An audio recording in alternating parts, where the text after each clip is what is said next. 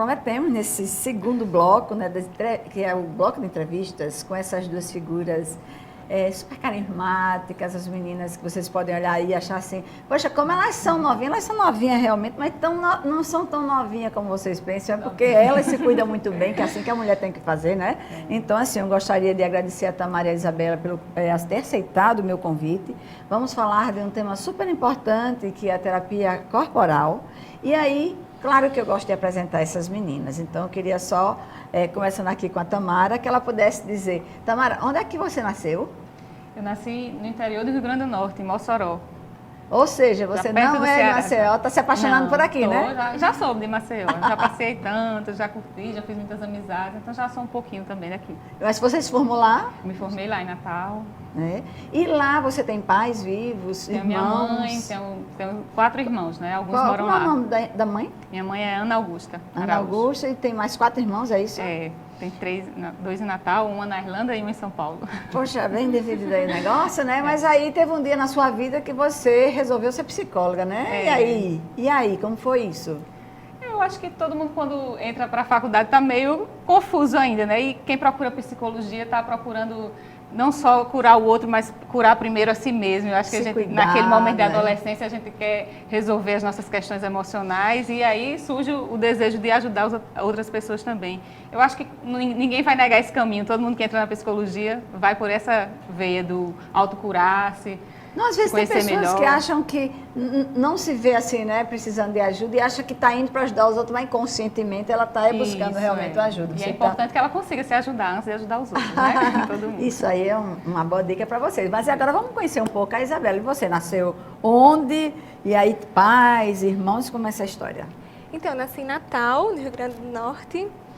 Quer dizer que as duas vieram de lá. Foi uma coincidência. Foi coincidência? Foi. Não foi nada, nenhuma convite, uma que convidou outra, não? Não. Foi, a gente se conheceu na formação em biossíntese e aí já fazíamos parte do mesmo grupo de estudo e aí descobrimos que as duas estavam de mudança para Maceió. E aí decidimos... Você acha que isso é por acaso?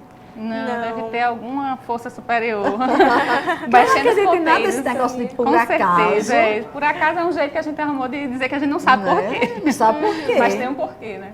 Eu acho. Aí você disse que tem... Os seus pais, quem são?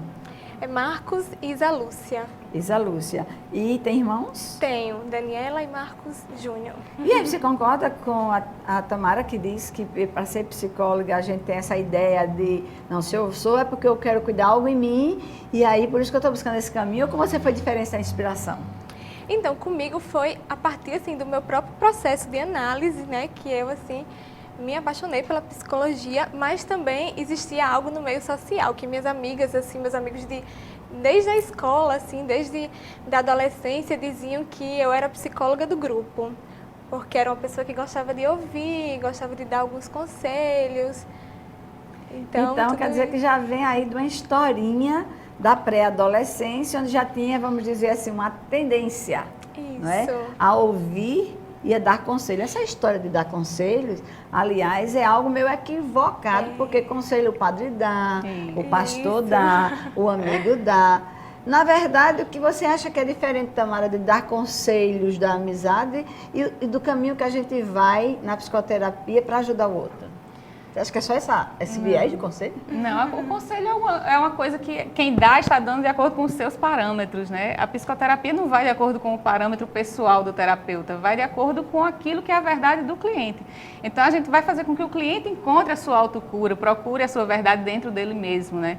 Quando ele vai caminhando, fazendo essa longa caminhada da terapia, ele acaba descobrindo nele mesmo a cura. Então, não adianta, não é um conselho, uma coisa superficial, é algo que a gente vai ajudá-lo a se encontrar na essência dele as respostas que ele precisa. Ou seja, quando você fala encontrar nele próprio a essência, né, daquilo que ele está buscando, você está me dizendo que devolve para ele, né, que ele encontra os caminhos. Você só dá alguns nortes, alguns entendimentos para que ele se enfrente com são as devolutivas, né? Isso, devolve para o outro para que ele a gente vai percebendo o que é que está bloqueando esse caminho, o que é que está impedindo ele de encontrar a sua essência, as suas respostas e vai tentando desbloquear os caminhos para que ele se encontre. Porque as escolhas são sempre daquele que foi nos buscar. Exatamente. E aí, Isabela, você vendo a Tamara falando disso, lhe vem o quê?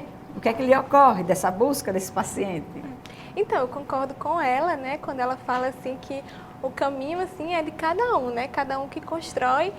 E eu vejo, assim, o psicoterapeuta, assim, como um guia nessa jornada, né, de autoconhecimento. É como se ele estivesse ali com uma lanterninha naquele lugar escuro, né, e vai ajudando a iluminar, vai ajudando a encontrar as respostas, a trazer às vezes uma pecinha que ajuda ali a montar o quebra-cabeça. É sempre como um facilitador, né, de um processo íntimo e pessoal. Ou seja, aquilo que ele não está tendo a consciência para enxergar, porque tudo parece muito escuro e confuso, e aí você falou de uma forma bem delicada, é a lanterninha que vai tornar mais fácil essa visibilidade. Quem vê assim vai pensar que é tão fácil, basta ligar a lanterna, né, Isabela? Mas não é bem assim não, né? E aí é quando a gente, cada uma de vocês escolheram, né, aliás, as duas juntas, né, essa linha e esse tratamento da psicoterapia corporal. E aí vamos ver, também isso foi uma coincidência, você disse que encontrou ela exatamente então não foi mais uma coincidência do por acaso, tudo tem um porquê, né? Isso, a gente partiu de uma mesma formação, de um mesmo interesse, buscando esse conhecimento através do corpo para seguir o nosso caminho da psicoterapia, né? Já éramos psicólogos, já trabalhávamos em paralelos e entramos nesse caminho comum da psicoterapia corporal. Aí eu pergunto, Tamara, quero também entender a resposta das duas. Quando a gente escolhe também uma linha de trabalho, porque, por exemplo, eu tive que me especializar em 3, porque eu fui vendo de que aquela inicial que eu lá na faculdade, que eu havia escolhido, que é a psicoterapia da linha analítica, mais freudiana, depois Lacan, né, que vai atualizando. Aí você vê que nos tempos modernos as pessoas têm mais pressa, de que aí a gestalterapia do aqui e agora, ela é legal. Daqui a pouco a cognitivo comportamental para que a gente dê algumas tarefas. E vocês tiveram que inspiração, vocês tiveram que identificação para essa linha? Foi alguém que disse, que mostrou, foi na faculdade? O que, Tamara, a você fez escolher essa abordagem? Como ela aconteceu para a escolha da faculdade, comigo aconteceu para a escolha da especialização na formação de corporal, que foi o próprio processo que eu entrei. Eu encontrei uma terapeuta dessa área, eu já vinha de uma formação em sistêmica e ela era também sistêmica, eu procurei pela sistêmica e ela me apresentou a corporal. Então, eu vendo o meu próprio processo, a mudança tão profunda, tão mais profunda do que qualquer outra que eu já tinha passado, e possibilitou que eu abrisse a minha mente e o meu coração para receber esse novo sistema esse novo modo de abordar o ser humano. É porque é um processo de cuidar da gente também, né? A gente passa por todo o processo e aprende sobre o processo para trazer outras pessoas para esse caminho. Então foi no meu próprio processo. Vivenciando. Foi. E ainda estou vivenciando e continuarei vivenciando, acho que sempre, né? Não tem fim. Eu fico, quando você diz isso aí, eu me lembro da Maria Ribeiro, aquela atriz que ela, conversando no Jô, não sei se vocês viram, que ela no Jô Soares dizia assim, faz 20 anos que eu faço terapia, e, por favor, eu não quero receber alta, porque na verdade não é nem a gente que dá, é o próprio paciente, né? Ele quem tem que dizer, estou melhor, eu agora quero dar uma parada, tal coisa. Mas eu queria ouvir a resposta de Isabela em relação a essa escolha da psicoterapia corporal. Então, quando eu estava fazendo o meu estágio de conclusão de curso, eu tive a oportunidade de trabalhar num projeto de extensão voltado para grupos de idosos e gestantes. E a psicoterapeuta condutora, ela era da área também corporal. Então, eu achei assim fantástico assim trabalhar com os idosos, os aspectos do corpo, né? Assim, muitas vezes assim aquele Mas corpo... você trabalha mais com idoso ou você trabalha com várias faixas etárias? Com vários públicos. Então, assim, a gente começou a perceber, né, a implicação do corpo nas emoções, né? Porque o corpo, ele traz a história de vida do sujeito. Então, aquela história ali congelada nas tensões, congelada nas expressões. E o psicoterapeuta corporal, né, ele vai, assim, trabalhando com, assim, a partir desse olhar. Você também fez antes... Assim como não, eu conheci no estágio e depois eu passei a vivenciar isso. Então, foi essa a escolha, né?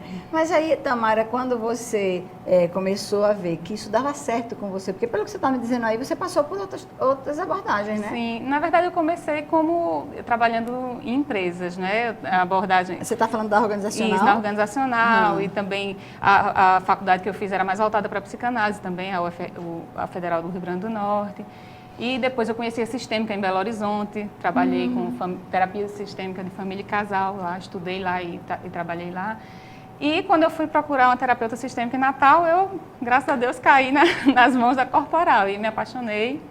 Se apaixonou. É. Mas aí tem uma coisa assim que diz assim, não, eu tenho algo que eu posso dizer que foi isso que me fez me apaixonar. Sim, a própria mudança em mim mesma, né? A mudança. Eu senti que emocionalmente eu mudei completamente. A minha abertura às emoções, a aceitar as coisas da vida, a sentir prazer na vida, saber onde buscar o prazer, ou seja, contato com a minha própria essência, que é uma eterna busca, né? A gente vai estar sempre, e tem sempre estar reparando isso aí, porque senão a gente vai se distanciando desse contato. Se a gente distanciar e começa a travar tudo, bloqueia tudo na vida, bloqueia o exterior, bloqueia o corpo, bloqueia o interno, né? Então é uma coisa que todo mundo tem que estar trabalhando sempre.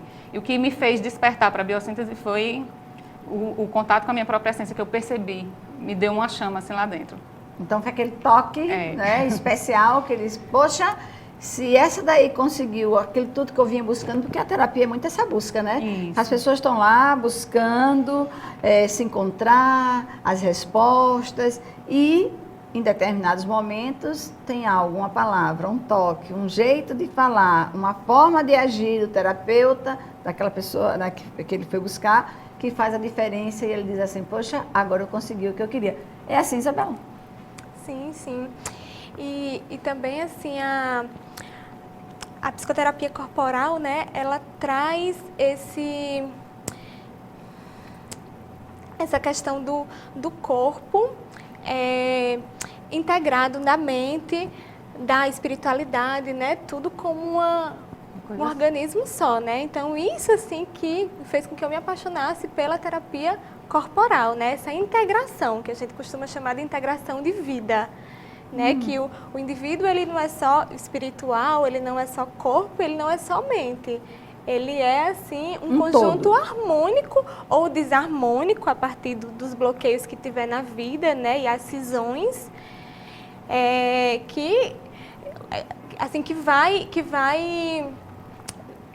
que vai fazer com que ele tenha determinada expressão na vida, né? Às vezes, assim, uma expressão mais depressiva, uma expressão mais ativa, tudo isso, assim, então, você está falando das características de personalidade que o indivíduo tem, então ele pode modificar isso se ele perceber que algo bloqueia, né? Se está incomodando e ele quer mudança, algo bloqueia e conhecendo essa expressão corporal ou trabalhando essa expressão corporal. Agora estou fazendo uma pergunta bem de leigo que é para o outro entender aí. Sim, como é que se dá. É conhecendo e trabalhando, né? Porque não há um trabalho assim separado do autoconhecimento.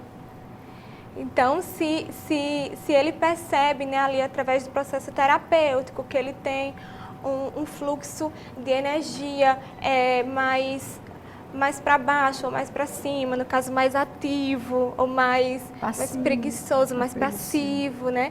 Tudo isso, assim, vai trazer dados para que ele consiga encontrar os próprios recursos para transformar essa expressão corporal. Vocês diriam que tem algum tipo de comportamento, de dificuldade, que as pessoas digam, poxa, essa principalmente, o que seria mais adequado seria corporal. Qual tipos de sintomas de doenças emocionais ou mentais?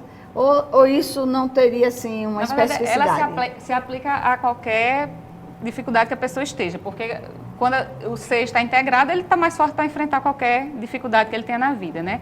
Mas, deixa eu ver, um sinal que qualquer tensão corporal, qualquer bloqueio de comunicação, qualquer sintoma físico, seja ele mais interno ou mais externo, gastrite, colite. Quer dizer que você está nessa linha também da psicossomática, que diz assim, poxa vida, onde é que começa primeiro? Essa doença, ela é emocional ou ela é de fundo bioquímico ou biológico?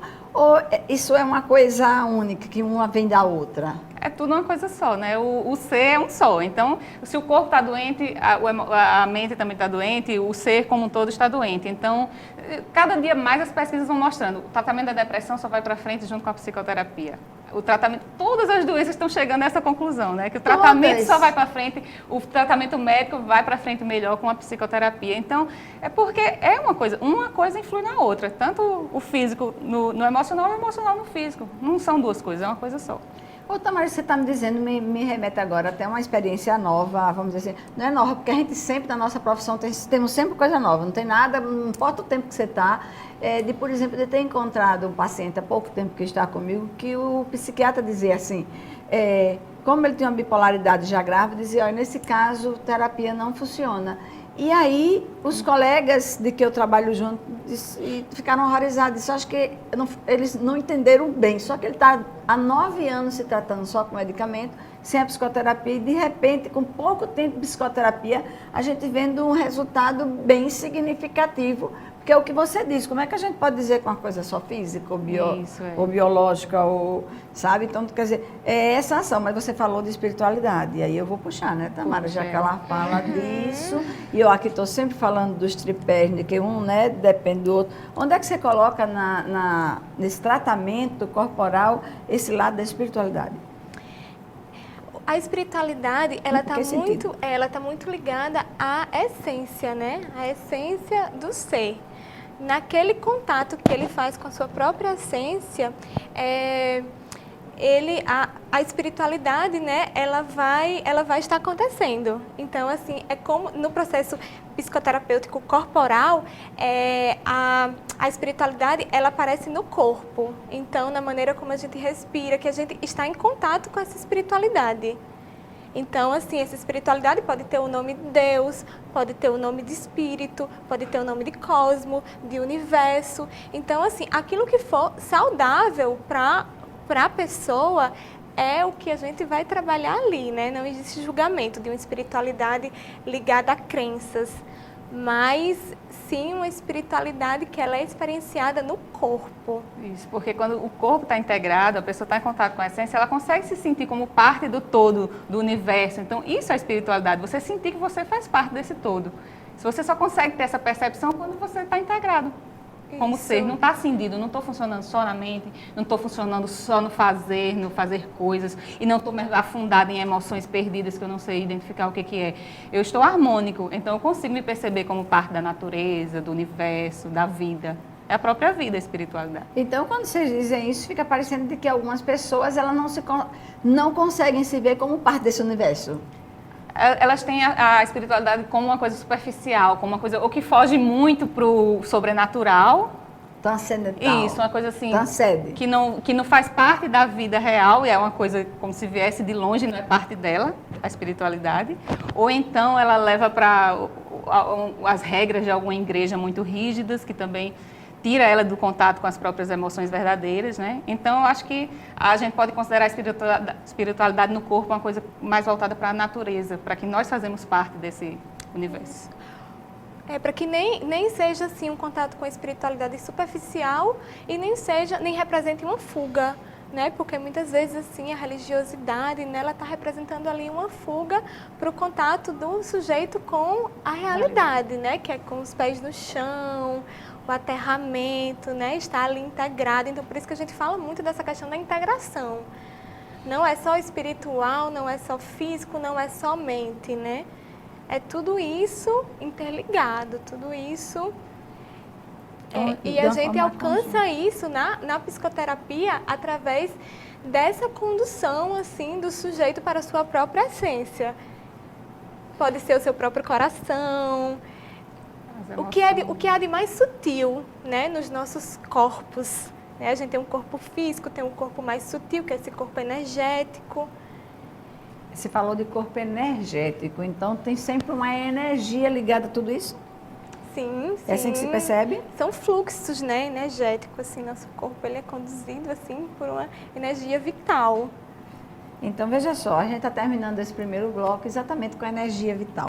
Essa energia vital que todo mundo quer ter, quer encontrar e às vezes não sabe como. A gente volta já para falar mais disso.